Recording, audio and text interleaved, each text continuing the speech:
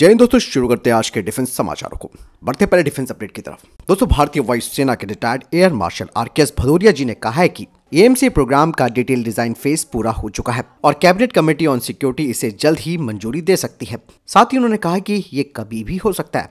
यही नहीं, retired air chief marshal RKS Bhadauria ji ने बताया कि उन्हें chief of aeronautical development agency ने बताया है कि एएमसीए के जो शुरुआती टैक्सी ट्रायल्स हैं वो जल्द ही शुरू होंगे और इसकी पहली फ्लाइट 4.5 साल के अंदर होगी। साथ ही एयर चीफ मार्शल ने बताया कि इसमें मानव और मानव रहित टीमिंग प्रणाली और सेमी अनमैन्ड सिस्टम भी शामिल होंगे। बढ़ते नेक्स्ट अपडेट की तरफ। दोस्तों, डीआरडीओ की गैस टरबाइन रिसर्च एस्टेब्लिशमेंट ने EQX निकल alloy low pressure turbine rotor blades और 150 LPT वेन और 150 LPT वेन सब असेंबलीज की खरीद की शुरुआत कर दी है, जिन्हें कि रेडी टू फिट कॉन्फ़िगरेशन में लिया जा रहा है। यह हाई प्रेशर टरबाइन डिस्क और जो अन्य दूसरे सब सिस्टम्स हैं वो 80 किलोन्यूटन थ्रस्ट क्लास के जेट इंजन के लिए हैं, जो कि बताता है कि GTRE अब काफी सीरियसली काम कर रही है 80 किलोन्यूटन के थ्रस्ट जनरेटिंग जेट इंजन के लिए, जिसमें कि ड्राई कावेरी इंजन को आफ्टर बर्नर के साथ इस्तेमाल किया जाएगा। और इसके जो डेवलपमेंटल ट्रायल्स है वो तेजस एयरक्राफ्ट में अगले 3 सालों में किए जाएंगे। और दोस्तों, ये जो 80 किलोन्यूटन का जो कावेरी इंजन का रोड मैप है, ये एक बड़ा विजन है 95 किलोन्यूटन के कावेरी इंजन 2 के लिए, जिसे कि तेजस मार्क 1A फाइटर जेट में लगाया जाएगा निकट भविष्य में। बढ़ते नेक्स्ट अपडेट की तरफ। भारतीय फर्म एंड्योर एयर सिस्टम ने सबल 10 और सबल 20 इलेक्ट्रिकली पावर्ड कार्गो ड्रोन्स तैयार किए हैं भारतीय सेना के लिए, जो कि लॉजिस्टिक ऑपरेशंस कर सकते हैं हाई एल्टीट्यूड टेरेन में। बता दें कि इनका लो ऑडियो और विजुअल सिग्नेचर होगा और ये GPS फेलियर में भी ऑपरेट किए जा सकते हैं। भारतीय सेना ने कुछ संख्या में shape and 1200 all terrain vehicles यानी कि एटॉर को शामिल किया है, जिनका इस्तेमाल डिफिकल्ट रीजन में पेट्रोलिंग के लिए किया जाएगा। ये 1200 किलोग्राम के पेलोड ले जा सकते हैं और 2350 किलोग्राम की इनकी टोइंग क्षमता है।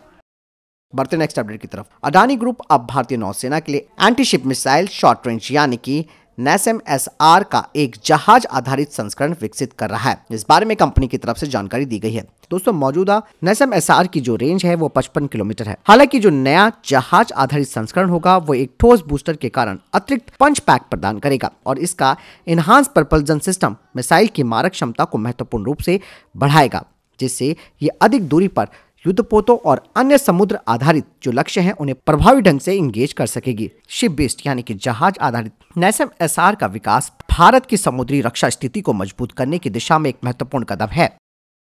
बढ़ते नेक्स्ट अपडेट की तरफ। दोस्तों, आप जानते हैं कि पिछले 3 महीनों में म्यांमार की सेना के लगभग 600 सैनिक भारत में घुस गए। इसके अलावा कई तरह की घुसपैठ इस सीमा से हो रही है, लेकिन अब सीमा पर बाड़ लगाकर भारत दोनों देशों के बीच फ्री मूवमेंट रिजीम को खत्म कर देगा। सीमावर्ती क्षेत्रों में रहने वाले लोगों को अब जल्द ही दूसरे देश में प्रवेश करने के लिए वीजा की जरूरत होगी। दरअसल 1970 के दशक में फ्री मूवमेंट रिजीम लाया गया था, क्योंकि भारत और म्यांमार सीमा पर रहने वाले लोगों के बीच पारिवारिक और जातीय संबंध है। दोस्तों, वैसे ये काम भारत और नेपाल के बॉर्डर पर भी किया जाना चाहिए, क्योंकि नेपाल से भी कई तरीके की घुसपैठें हो रही हैं।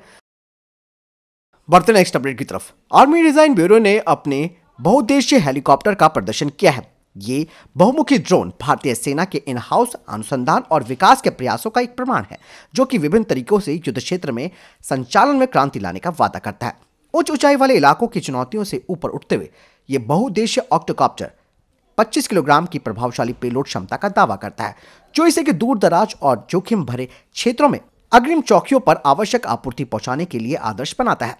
ये क्षमता इन महत्वपूर्ण चौकियों पर तैनात सैनिकों के जीवन में सुधार कर सकती है, जिससे यह सुनिश्चित होगा कि उनके पास अपने कर्तव्यों को प्रभावी ढंग से पूरा करने के लिए आवश्यक संसाधन है। लॉजिस्टिक्स से परे ये ऑक्टोकॉप्टर निगरानी कार्यों में भी सहायता प्रदान करेगा।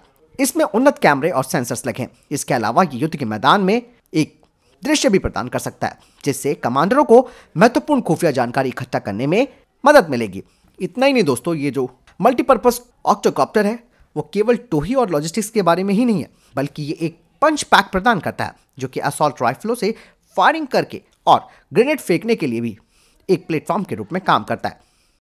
चलिए बढ़ते नेक्स्ट अपडेट की तरफ। दोस्तों, तुर्की अब 6ठी पीढ़ी के फाइटर जेट पर काम करना शुरू कर चुका है। जहां भारत अभी एएमसीए प्रोजेक्ट के लिए लटका हुआ है, तो तुर्की और आगे बढ़ रहा है। तुर्की की तरफ से कहा जा रहा है कि उनका जो 6th जनरेशन का फाइटर जेट प्रोग्राम है वो आर्टिफिशियल इंटेलिजेंस के साथ इंटीग्रेट होगा और घरेलू स्तर पर 5वीं पीढ़ी का उनका जो फाइटर जेट कान है वो बहुत ही जल्द ही उड़ान भरने वाला है।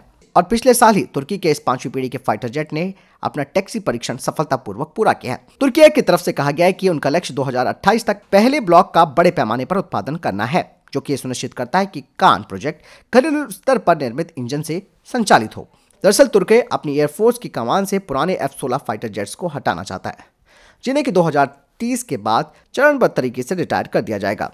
तुर्की की तरफ से कहा गया है कि कान, जो कि 5वीं पीढ़ी का फाइटर जेट है, लेकिन हम पहले से ही 6ठी पीढ़ी के संस्करण पर भी काम कर रहे हैं और इस पर काम करना जारी रखेंगे। चलिए बढ़ते नेक्स्ट अपडेट की तरफ। दोस्तों, पाकिस्तान को जो चाइना के द्वारा एयर डिफेंस सिस्टम दिए गए हैं, उनकी हवा टाइट हो चुकी है। पहले तो भारत ने इनकी हवा टाइट कर दी, लेकिन जब ईरान ने हमले किए, खास करके ड्रोन हमले किए, तब भी चाइना के ये जो एयर डिफेंस सिस्टम मौजूद है पाकिस्तान के पास, जिन्हें कि HQ-9 कहा जाता है, उनकी क्षमता के बारे में अब संदेह पैदा हो चुका है। 2017 में जब इन एयर डिफेंस सिस्टम्स को शामिल किया गया था पाकिस्तान के द्वारा, तो इन्हें गेम चेंजर के रूप में देखा गया, लेकिन 2019 की शुरुआत में इस पर सवाल तब उठे थे जब भारतीय जेट बालाकोट हवाई हमले के दौरान पाकिस्तानी हवाई क्षेत्र में घुस गए थे। इसके अलावा मार्च 2022 में अचानक से भारतीय ब्रह्मोस मिसाइल यहां गिर गई थी और उनके ये जो एयर डिफेंस सिस्टम थे वो सोए रह गए। चीन निर्मित HQ-9 वायु रक्षा प्रणाली, जिसे कि FD-2000 भी कहा जाता है, उस पर अब कई तरीके के सवाल खड़े हो चुके हैं और खराब प्रदर्शन के कारण लगभग 12 साल के अंदर चीनी आईएसआर रडार से लैस 4 ZK-03 जो अवाक सिस्टम्स हैं, उन्हें भी पाकिस्तान ने रिटायर करने की घोषणा कर दी है। ईरानी ड्रोन हमले से अब पाकिस्तान की कमजोरियां सामने आ चुकी हैं। बढ़ते नेक्स्ट अपडेट की तरफ। दोस्तों, ईरान के बाद अब पाकिस्तानी सेना और तालिबान के बीच गोलीबारी शुरू हो चुकी है और ड्यूरन लाइन पे फिर से तनावपूर्ण वाले हालात बन चुके हैं। यानी कि पाकिस्तान अब तीनों तरफ से घिर चुका है। एक तरफ भारत है, तो दूसरी तरफ तालिबान, तो तीसरी तरफ ईरान खड़ा हो चुका है। पाकिस्तानी सैनिकों पर लगातार तालिबानी सैनिक गोलियां बरसाना शुरू कर चुके हैं। हालांकि इसमें कौन घायल है, कितने मरे हैं, कोई खबर सामने नहीं आई है, लेकिन कहा यह जा रहा है कि पाकिस्तानी सैनिकों और तालिबान के बीच लड़ाई जारी है। हालांकि दोनों तरफ से जो सीनियर अधिकारी हैं वो बातचीत कर रहे हैं ताकि तनाव कम किया जा सके। पाकिस्तान और तालिबान के बीच लंबे समय से सीमा को लेकर विवाद है और तालिबानी पक्ष पाकिस्तानी सैनिकों के सीमा पर जबरन बाड़ लगाने का विरोध करता आया है। तालिबान कहता है कि वे ड्यूरन लाइन को मानते ही नहीं है, जिसे अंग्रेजों ने बनाया था। तो फिलहाल ये अभी तक के टॉप डिफेंस अपडेट्स। वीडियो के सामने कोई प्रश्न, जवाब या कोई सवाल कमेंट सेक्शन में लिखकर जरूर पूछ सकते हैं। मैं दोनों वीडियो के साथ चैनल जरूर सब्सक्राइब कीजिएगा। जय हिंद, वंदे मातरम।